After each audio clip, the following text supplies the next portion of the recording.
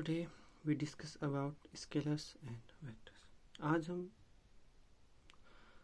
जानेंगे कि स्केलर्स और वेक्टर्स क्या होते हैं, इनमें इनकी क्या क्या डेफिनेशन है, हम इसको किस प्रकार से एक आसान भाषा में समझ सकते हैं।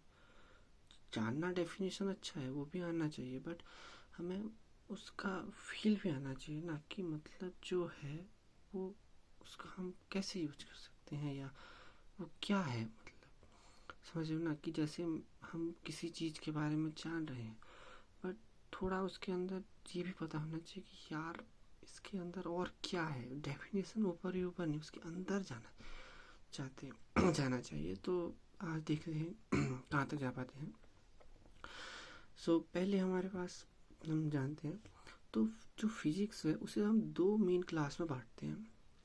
पहले मेन क्लास मतलब हम फिजिक्स को दो भागों में देखते हैं, एक जहाँ पर एक स्केलर की बात हो रही है, दूसरा जहाँ पर एक वेक्टर की बात हो रही है। हिंदी में स्केलर अदिश या सदिश, तो दो बात हो रही है, एक स्केलर्स के बारे में, दूसरा वेक्टर्स के बारे में। अब हम धीरे धीरे इसके थ्रू ही आगे जाएंगे, क्योंकि इसी से ही सारी मैकेनिक्स आगे आगे बढ़ते रहेगा। तो जो फिजिक्स है वो मेनली दो भागों में बांटा है, दो मेन क्लासेस में, पहला स्केलर, दूसरा वेक्टर्स। जब हम स्केलर्स की बात करते हैं तो पहले डेफिनेशन, तो जब हम स्केलर की डेफिनेशन हर जगह सब जानते हैं, पहली हो जाएगी which has magnitude and no direction, जिसके पास मैग्नीट्यूड है नो डायरेक्शन। अब बात सही है, ठीक है। तो अगर हम एक स्केलर को समझने की कोशिश करें तो सिंपल बात है, में देखने को मिलता है कि यार इसके पास डायरेक्शन नहीं है। ठीक है, डायरेक्शन नहीं है तो एक बात होगी, पर अब जब हम मैग्नीट्यूड की बात करते हैं तो ये मैग्नीट्यूड क्या है, अगर हम उसकी एग्जांपल देखेंगे तो वो हमें सिंपल सा मिलता है, मास, वॉल्यूम वगैरह वगैरह।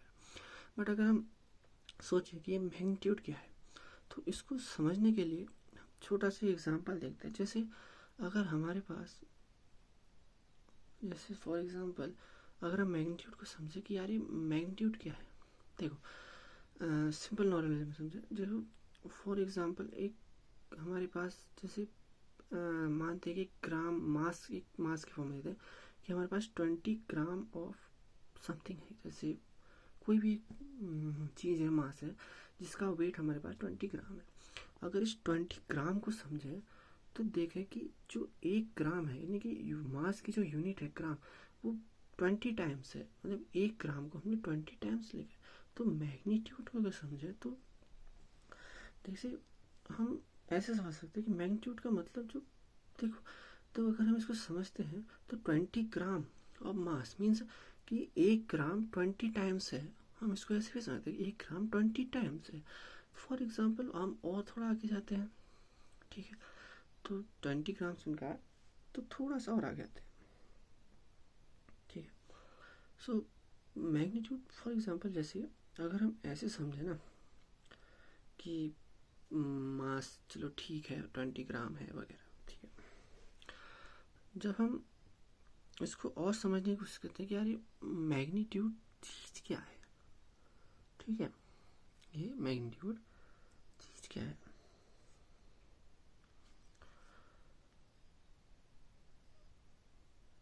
ठीक है, समझते हैं मैग्नीट्यूड।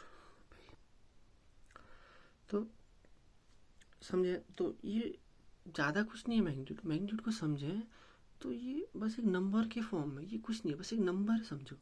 क्योंकि अगर हम देखो, जैसे हमने कहा कि स्पीड के बारे में, क्योंकि वो स्केलर है, तो जो है वो एक फिक्स नंबर के फॉर्म में ना, वो 20 होगा, 30 होगा, कुछ भी नंबर होगा। फॉर एग्जांपल मेरे पास ये पेन है, ठीक है, सपोज इसकी लेंथ 10 सेंटीमीटर है, तो इसकी मैग्नीट्यूड की बात करेंगे तो जो 10 सेंटीमीटर है वो इसका मैग्नीट्यूड है।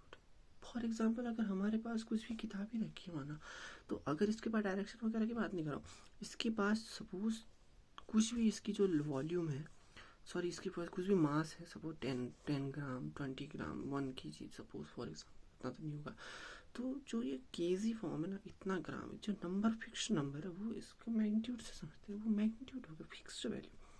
तो चूँकि अगर हम ध्यान से देखें तो इस नंबर के, इस मैग्नीट्यूड के पास फिक्स्ड नंबर है, कुछ ज़्यादा नंबर है, तो इस नंबर को ही हम मैग्नीट्यूड बोलते हैं। तो चूँकि ये नंबर को ही ओवरऑल रिप्रेजेंट करता है, तो इसलिए ये एल्जेब्रिकल लॉ को भी फॉलो करेगा। ठीक है भाई, नंबर से तो खेल रहे हैं हम। तो एल्जेब्रिक लॉ मतलब बोले तो ये एसोसिएटिव होता है। जैसे हम a प्लस बी प्लस सी, हम किसी को भी जोड़े ऐसे 2 धन 3 धन 5, 2 धन 3 धन 5 आएगा 10 ही। चाहे हम 5 3 8 धन 2 करें या 5 2 7 3 10 करें, जो भी एक ही बात आएगा। कम्यूटेटिव है, a प्लस बी बराबर सी प्लस ए। ठीक है, 2 धन 3 वही आएगा जो 3 धन 5 में आएगा, 2 धन 3 में जो आएगा वही 3 धन 2 में आएगा। सिंपल। और डिस्ट्रीब्यूटिव है, यानी कि ए अगर हम नॉर्मली मैथमेटिकल में समझे तो ए प्लस पहले ए प्लस बी प्लस सी है, सॉरी ए इंटू बी प्लस सी है, तो ये पहले ए में इससे बी में मल्टीप्लाई होगा, फिर जोड़ के बी से सी में होगा। अगर हम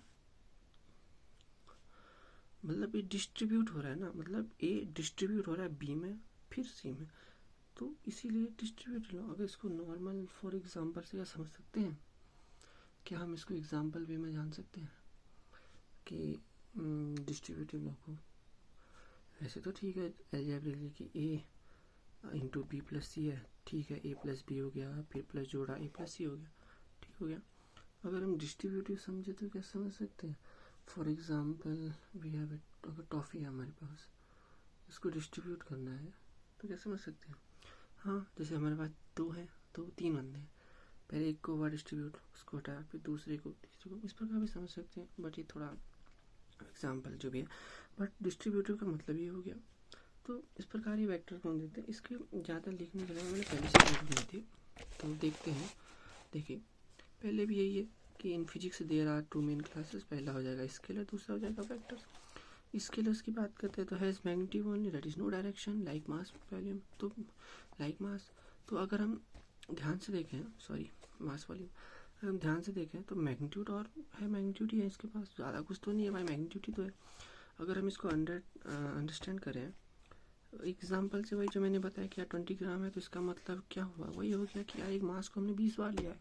ठीक है, मैं एक बार 10 कदम चल रहा हूँ, एक साल में 10 मीटर गया, तो मैं एक मीटर को 10 बार चला। मैं एक ही बात तो हुई ना कि मेरे पास 10 सेंटीमीटर की पटरी है, तो इसका मतलब वही है ना कि 1 सेंटीमीटर 10 बार है। ठीक हो गया। ओके, ये क्या समझ सकते हैं कि जो स्केलर्स है वो ज़्यादा नहीं, वो नंबर के समान समझो।